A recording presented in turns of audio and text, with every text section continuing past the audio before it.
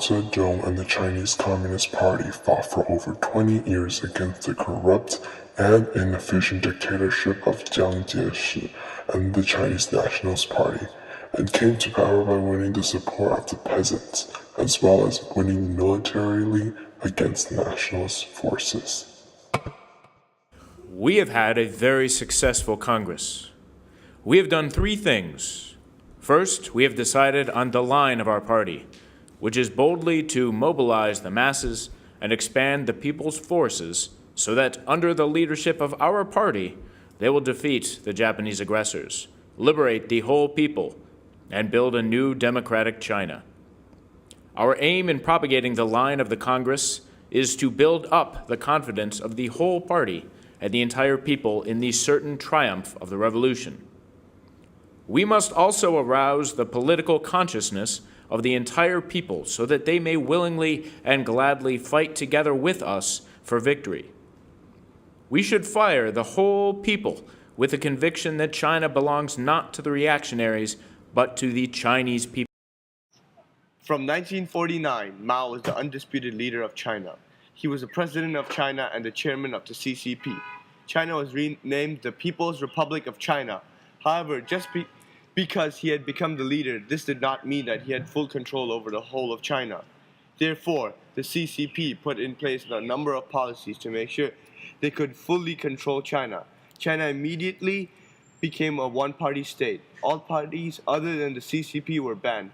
Anyone who showed any opposition to communism were labeled as a counter-revolutionary. Many Chinese people were afraid of being accused themselves, and so tried to prove their loyalty to the party by accusing others. Mao was especially keen to take control of the cities where the GMD had been the strongest. He was determined to stamp out any remaining support of the GMD and ordered massacres of anyone suspected of having anything to do with the GMD. Around 65,000 people were killed in Guangzhou and 28,000 people were killed in Shanghai.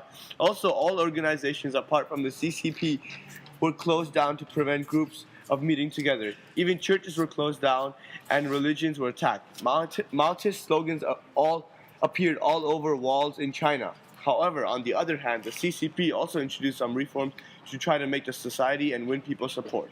China had also just suffered nearly 40 years of war, and the people were poor and illiterate. For example, the marriage law, passed in 1950, banned arranged marriages. The marriage of children, the killing of unwanted babies, and bigamy.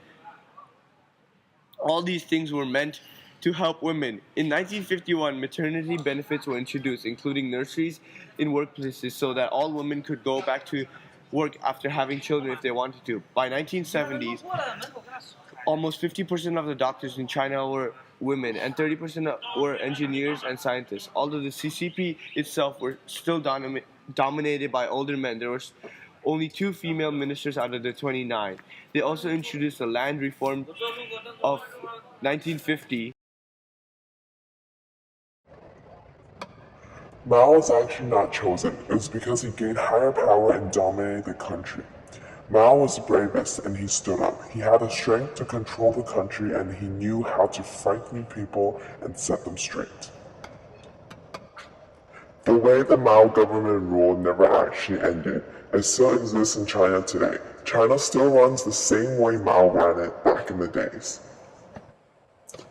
The Chinese Communist Party has ruled the country the same way it has since 1949 up to today. The Chinese Communist Party contains 73 million memberships, making it the biggest political party in the world. Its tight organization and ruthlessness help explain why it is also still in power. Even today, Mao still remains a very important symbol of the Communist Party and China as a whole.